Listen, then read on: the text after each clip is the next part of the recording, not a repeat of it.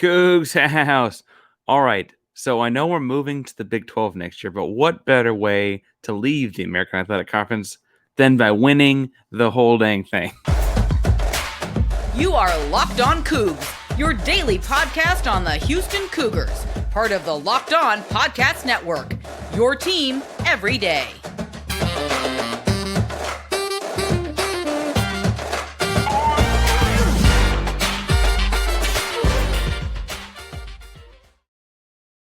Welcome to Locked On Coogs, daily podcast about your Houston Cougars. I'm your host, Houston-born teacher and coach, Parker Ainsworth, here to break down all things Cougs. If you're a U of H fan or just a hater who came to step by, please be sure to subscribe down below. That way we get the latest on the Cougs into your news feed each and every day. We appreciate you making Locked On Coogs your first listen of the day. Welcome back to the YouTube channel. It's good to see you again.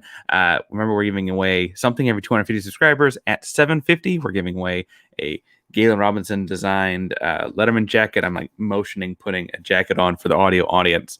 So go to YouTube, hit subscribe. That way we can get to 750 and get this thing away. Once we get there, we're going to give this away to someone who's commenting and liking the video. So make sure you leave a comment down below. And if you cannot think of anything to say after talking a little bit about Houston beating Tulane, tell us if you'd rather have a pet tiger or a pet wolf. Now, what I'm looking at here is a quick bonus episode. There's a full-length episode talking about some football topics going out at the exact same time, so you can obviously check that out. But man, oh man, that Houston beatdown of Tulane was just too good to pass up. So we're going to talk briefly in a little bit of a bonus episode here tonight. I guess you're getting this in the morning because it's already kind of late on. But we're going to talk about the game. Now, basic stats, Houston wins the game 89-59, and thus seals at least a partial number one seed in the conference. Houston seals it up because they only have 3 games left in conference play. With 3 games left in conference play, they could lose all 3 and fall to 10-4. That 10-4 in conference play would be tied with Memphis and Tulane. Tulane beat Memphis twice. Houston has now beaten Tulane twice, and so all of those things roll out. Where the game on Wednesday night was a game to see if Houston could officially claim first place, at least a share of it in the regular season. Going in, they won 89-59, and man, oh man, when it started rolling, it started rolling. Lots of things to shake the cap off at this one too. Great performances across the board from a number of different Cougs. We have to start the show though with Juwan Roberts. Juwan Roberts had not scored 20 points in a basketball game in college until last Sunday. He had played 89 college games before scoring 20 points, setting his own career high on Sunday against Memphis. He then waited a few days and broke that by scoring 26 against Tulane on Wednesday night. 26 points on just 10 field goals. He also added, 8 or 9 from the free throw line, had 7 rebounds of his own. What was phenomenal about Juwan Roberts was he seemed to always know exactly, like when his man was helping, where to find the empty spaces. I commented some on Twitter in the game thread. They did a great job of finding like that left Mikan spot, the dunker spot here, post-up spot there. Some great jobs in finding those to catch the drop-offs. Much like the first Tulane game, Tulane has such a hard time keeping the ball in front of their guys on the perimeter that what Houston guards are able to do is to get in the lane and drop it off to the big fella, because the defensive big fella has to slide over and help and stop the guard from getting a layup, right? That's, I guess, most notably seen the fact that Houston had 22 assists on 31 made baskets, right? More than two-thirds of the baskets came off of assists, and that's not like they did have some isolation plays. They did have some plays where dribble would have killed the assist, right? All those kinds of things. Now, I loved watching Juwan Roberts play because he's so I think he's an NBA pro, and it's probably a conversation for after this season. He probably needs more time in college, so I don't say like we're not in danger of losing him necessarily. But the way the game's going with a little bit like you want that guy that the 5 that can be a little more versatile and guard a lot of guys. He had a big block and a pair of steals in this game, so his active hands all over the place. 4 of his 7 rebounds were offensive, and he frankly got a lot more hands on other rebounds than that. He didn't pull all of them in, but really, really aggressive and a high attack level of attack on the rebounds there. I thought it was interesting to see him go low to high and high to low with Jarris a few different times. He did something with Reggie Chaney when Reggie Chaney was in there, and some of the high-low stuff. Chaney's hands aren't quite as good as Jarris and J'Wan's. He does a lot of things very well. I don't mean to say anything negative, but that's just not his strong suit, whereas J'Wan is really, really good with his hands in that area. J'Wan really was a difference maker because in a game where he's finally not outsized, it shifted everything that Tulane had to do to guard, because suddenly they had to help down on the backside, and that led to some other open threes for guys like Emanuel Sharp or even Jamal Shed, though he didn't shoot the ball particularly well. And Houston had 89 points. Right? Houston had two guys not shoot the ball particularly well and scored 89 points against the second best team in the American Conference. Like, what is going on? This team is phenomenal, fellas. All right, so I digress. But Juwan Roberts shifting the defense opened up other guys, and then you had this yin and yang back and forth. It was a really, really tremendous effort out of him. And again, like, he's playing his best basketball as the season goes on. And as we have the last 10 days of the regular season and the conference tournament, teams are going to have to start accounting for him. He's no longer like that fifth scoring option as a starter. Steve Peters pointed out on Twitter last game, but I believe this is now 11-0 for Houston when they get the ball to Roberts for an early basket. Kelvin Sampson said in his media availability on, I believe it was Tuesday, that they're intentional about going to him early to kind of get him involved. And they notice that when they do that, it increases like his energy and like his productivity in the course of the game. And that was clearly evident in this one. He went off early and was a force throughout because of that. I want to get into a couple of other performances. I want to talk some about Sasser. I want to talk about what Jarris did well because his offensive stat line might not look like it.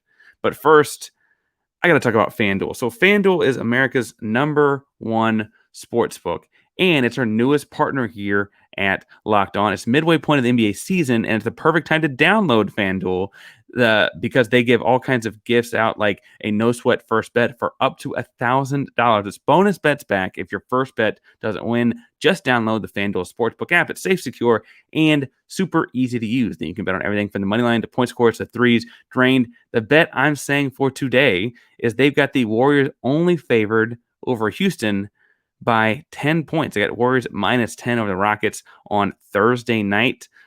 Listen, I know for the young folks, it's hard to believe, but once upon a time, these games really were a toss-up, especially in the regular season. And frankly, the playoff series were going 7 games. Right? They were super competitive as well. But that's not the case anymore. Houston's going for Victor. Golden State's trying to climb the standings. I'm thinking Golden State wins this by more like 18 or 22. So I'm thinking it's easily clearing that 10-point margin. I'm saying to do it at FanDuel Sportsbook. FanDuel lets you combine your bets for a bigger chance to pay out with a same-game parlay, so make sure you check that out as well. Don't miss the chance to get your no-sweat first bet for up to $1,000 in bonus bets when you go to FanDuel.com/LockedOn. That's FanDuel.com/LockedOn to learn more. Make every moment more with FanDuel, an official sports betting partner of the NBA. Now, I said I want to talk some about Sasser, and then I want to talk some about Walker and other performances. But Sasser, with his own 22-point shot, 4 of 8 from the three-point line, and frankly, missed 2 looks early in the first half that I feel like he normally makes. So there's not a crazy world here where he actually finishes with 28 on 6 of 8 from 3. Tremendous shooting performance out of him. I was really impressed when the Tulane Green Wave Ron Hunter's team went zone to try and like take away the post play for Houston. And you saw Sasser very quickly weaving around the guards and just attacking the rim. Instead of passing the ball to the nail, like I said they did in the first Tulane game, Sasser was just able to dribble through defense and get his own penetration to the nail. When I say the nail, I mean the middle of the free throw line, right? He's getting to that spot on his own, and thus having 4 guys around him as the creator from that spot. Really, really impactful. He had 6 assists. Jamal Shed had 6 assists too. Not his best shooting night. Jamal Shed was 1 of 5 from 3. Only thought one of the looks was questionable. I didn't think he needed to take an off-the-dribble pull when he wasn't shooting the ball particularly well. Like a heat check, I get it, right, Jamal? I'm not saying you can't do that, but that didn't feel like the moment to me. I was really, really proud of, and I think I tweeted this, one of the most impressive things I think in watching the season has been the growth of Emanuel Sharp. Emanuel Sharp, admittedly, misses senior year with an awful leg injury, right? Transfers to Houston at enrolls mid-year, I should say, really. Takes his red shirt while he's rehabbing on staff, or like with the Houston staff, on site, etc. And is in his redshirt air quotes freshman year this year, and he's kind of had to work himself in. He's still working his way into shape. He's much better shape now than he was in October, right? Like, and I now that it's over, Emmanuel, you looked a little pudgy in October. We're past it. You look great now. But in doing that, he also has bought into the things Houston values. When he showed up in October, November, first thing that jumps to the, no pun intended because of his last name, he's a sharpshooter, right? That's what he does. But also it was interesting to watch that, like, he very quickly became like a decent perimeter defender side to side, right? Because he missed some time early because Houston kept subbing him out because the guy was getting beat off the dribble. And then he very quickly became the best of the young guards and helping off the backside to tag the roller.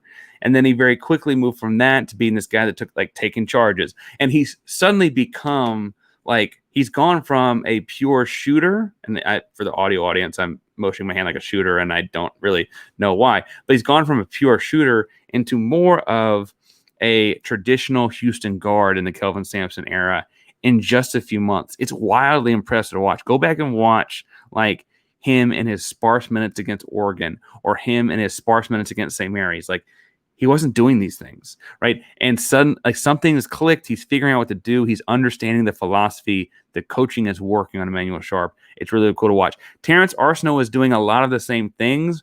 His offensive game isn't quite catching up to him. I've seen Arsenault in high school at Beaumont United shoot the ball tremendously well. He is a scorer. His offensive game is in a little bit of a lull, right? He will be there. There's a reason he's ranked as high as a recruit as he is. And frankly, NBA scouts will tell you he's still a second-round pick if he went out today, right? Like, he's that kind of a guy. He's just having a rough spot with his offense. He's picking up some of the same things defensively. The reason Sampson's going with Sharp more is Sharp's offense is not in the low right now, right? There will be an important Arsenault moment in March. I don't know if it'll be in the American tournament, the opening round, whatever. There will be an important Arsenault moment in March. I just got this feeling he's got that gamer in him. But for now, it's been really, really fun to watch Emanuel Sharp going to that guy. The other freshman, Jarace Walker, I think if you look at offensive stats, you'd probably say played poorly against Tulane, right? 9 points. He did have 13 rebounds, led the team in rebounds, but 9 points, 1 of 6 from 3, 4 of 12 shooting. It's like you do layups or dunks and 3-pointers. Why is this so off? You got no free throws, you didn't get to the line. Like, what's going on there? And admittedly, he didn't get the foul line because he didn't get the shots he wanted, right? Offensively, he was not great. But man, oh man, he had 2 like volleyball style blocks. And when I say that impacted the rest of the shots for Tulane after that, you saw hesitation inside of 5 feet because between his pair of blocks, Juwan Roberts' big block, Reggie Chaney's big block, every time Tulane got in the lane, they felt like someone was coming for their lunch money because they'd seen it happen before, right? And there was one of the 2 blocks Jarace Walker has where he starts his like block action, like his gallop into a leap to block the shot from like outside of the lane and blocks it across. His body's crossing the rim and pins the thing off the glass. I understand frustration with the fact that he didn't score 15 points. I kind of thought he'd be hitting that on an average night by this point in the year, and more nights than not he does, right? I also think that, on Wednesday in particular, they didn't use him as a creator in a way that he'll get the 4 or 5 assists like I think he's capable of. Yes, those are growth areas for sure. But the reason he played as many minutes as he did as opposed to the Chaney and Juwan lineup or as opposed to the Francis and Juwan lineup is because of how great he was defensively at keeping Kevin Cross, Tulane's like important, one of their big 3 guys at Tulane, keeping him to just, what has he got here? 8 points, right? That's a guy that's been getting 15 plus a night for them. He held him to 8, right? Defending the rim, keeping guys like Tylen Pope off the glass. Like, those are important things he's doing in the basketball game that are keeping him in the game. And so since he's in the game for a while, he's kind of going through an offensive struggle in that game. Like, yes, the shooting numbers don't look good, but man, oh man, was he impressive. On the whole, numbers that stick out. In a low possession game, again, Houston got to 89 with 2 of their 5 starters, again, shooting the ball poorly. In a 40-minute game, Tulane had 19 total turnovers. They also, admittedly, put the subs in, slowed it down the last few minutes, it was fairly high there. Of those 19 turnovers, Houston had 16 steals. That means like Houston is taking the ball away. It's not like, oh, Tulane's dribbling off their shoe. Like, this is not a bad basketball team. Again, second place in the American Athletic Conference, and Houston's taking the ball away. Houston's 5 blocks, again, like I said, had an impact throughout that reverberated. And then the other big number is Houston had 46 rebounds, Tulane 27. Now, other statistics were fairly even. Like, they both shot the 3 ball at 31%. Houston shot the ball at 47% because of so many putbacks and stuff like that off those rebounds. I'd be interested to see a first, like if you just had a first shot percentage, I wonder what that would come out to. Houston did have their own 12 turnovers. Again, it's not like Tulane's a bad basketball team. They're just a team Houston beat by 30. Admittedly, I think it's worth pointing out that this game Houston was down 7-5 a couple minutes in until Juwan Roberts decided to kind of turn it on. I'm excited to see what this team continues to round into, because there's a world here where in the exact same flow of the game, admittedly, you probably have to take a couple of Juwan Roberts' baskets off because he had a couple of baskets and offensive putbacks, but they play otherwise exactly the same. But Jarris Walker goes more like 2 of 6 from 3 and 6 of 12 from the field, right? That takes him up to like 13 points. And then you got Jamal Shed instead of going 1 of 5 from 3, he goes like 2 of 6, and he goes more like 7 of 12 from the field, right? And suddenly you're looking at a Houston team that scores 100 with ease. Or Terrence Arsenal had beautiful looks from 3 on both of his threes, and he missed both of them. Those things go down, maybe stays in the game longer, maybe it's another. Like suddenly, right, this Houston team can still take things up a notch in these final 6 weeks or so of the season. And that's insane. This team is so talented and has such high potential to see how high, like how far they take this thing. The only quote I want to pull from Sampson at this point, if there's other interesting things as things continue to come out, once we get the video and that kind of stuff, obviously we'll talk more about it if we need to talk about it later. But the quote that's circulating right now is that Kelvin Sampson, when talking about Marcus Sasser at the American Athletic Conference's Player of the Year, his way he impacts winning, he said, "I don't think there's a better two-way player in this conference than Marcus Sasser." And Coach, I think I disagree. I don't think there's a better two-way player in America than Marcus Sasser. Not in the American Athletic Conference, in America. He's a true pro on both sides of the ball. He'll be an impact player on an NBA playoff team this time next year. He guards the other team's best guard. In this case, for most of the game, that was Jalen Cook until they got worried about Jalen Forbes and switched him. He also leads the way in offense. Again, 22-6, right, in a game that they kind of pulled their foot off the gas and started pulling the starters early. He is just one of one. As a fan held up a sign and pointed out to the rest of America during the telecast, the road to the Final Four might just be a little over 5.5 miles from 3rd Ward to NRG. We'll be following it all year long here at Locked On Coogs. Make sure to subscribe down below. You can follow me on Twitter at Painsworth512, PAINSWRTH512 for all your social media. That's all your social media handles. We'll talk about Cougs, basketball, football. We got a whole other football episode out right now. You can check that out too. We got 2 episodes out for you today. We'll talk Rockets, Astros, sneakers, Texans. D'Amico Ryans is a good hire. We'll talk about that later too. All those kinds of things right here on Locked On Coogs. You can also find me at Painsworth512. Thank you so much for making Locked On Coogs your first and potentially also second listen of the day. If you're looking for a third-ish listen of the day, I'm recommending in this show Locked On College Basketball. They're doing a great job covering all of the chaos in Alabama, the constant shakeup at the top of the polls, and more. So make sure to check out Andy and Isaac over there.